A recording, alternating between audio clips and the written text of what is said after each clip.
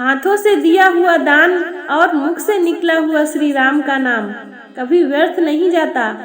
आप सभी राम भक्तों से मेरा अनुरोध है कि आप पूरे श्रद्धा भक्ति से राम कथा को पूरा सुने। आधी अधूरी कथा सुनने से पाप लगता है। अपने प्यारे प्यारे हाथों से वीडियो को लाइक, शेयर एंड सब्सक्राइब करें और कमेंट में जय श्री राम लिखें। तो चलिए आज की कथा प्रारंभ करते हैं। आज की कथा है पंचवटी में शूर्पणखा का आगमन। पंचवटी के अपने आश्रम में रामचंद्र सीता के साथ सुखपूर्वक रहने लगे। एक दिन जब राम और लक्ष्मण वार्तालाप कर रहे थे तो वहां पर अकस्मात रावण की बहन शूर्पणखा नामक राक्षसी आ पहुंची।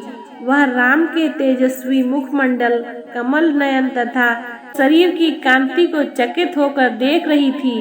राम का मुख सुंदर था किंतु शूर्पणखा का मुख अत्यंत कुरूप था।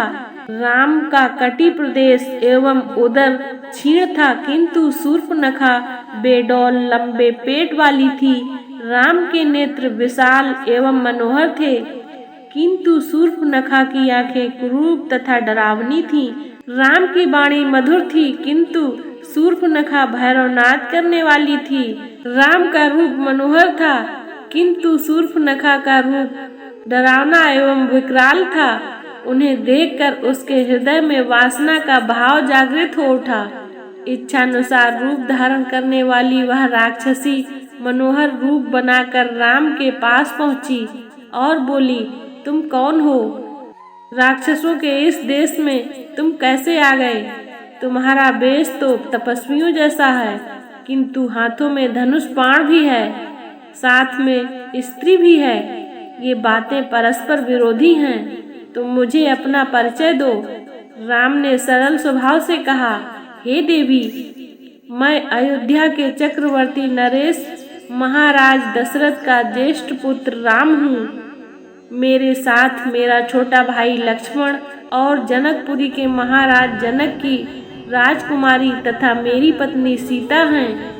पिताजी की आज्ञा से हम 14 वर्ष के लिए वनों में निवास करने के लिए आए हैं। यही हमारा परिचय है।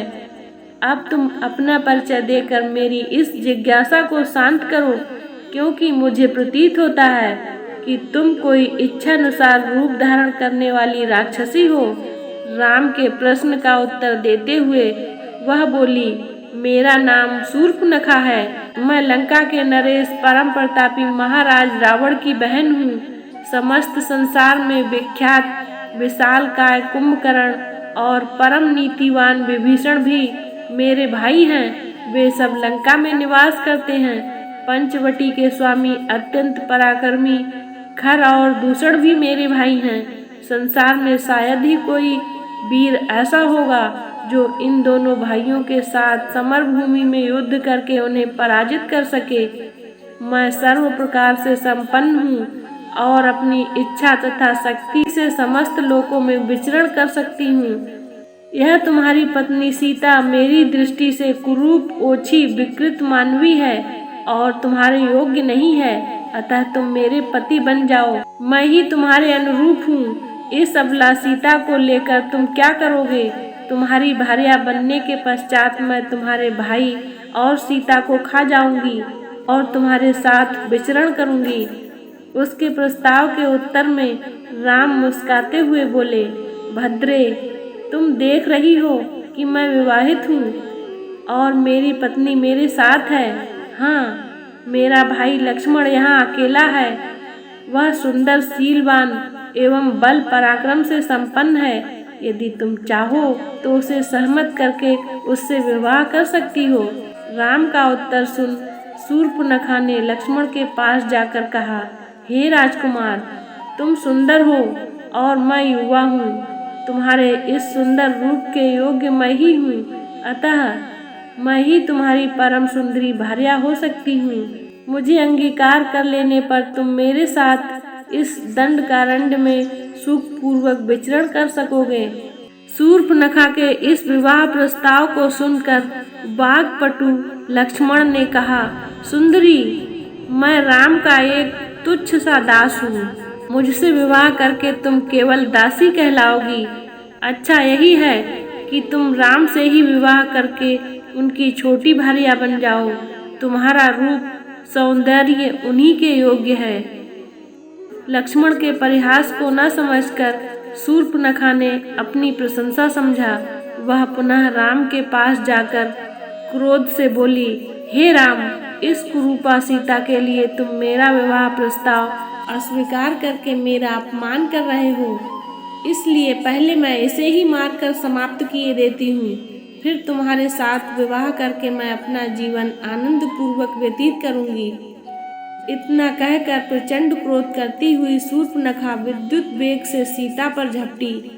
राम ने उसके इस आकस्मिक आक्रमण को तत्परता पूर्वक रोका और लक्ष्मण से बोले, हे वीर, इस दुष्टा राक्षसी से अधिक वाद विवाद करना या इसके साथ हास्य विनोद करना उचित नहीं है।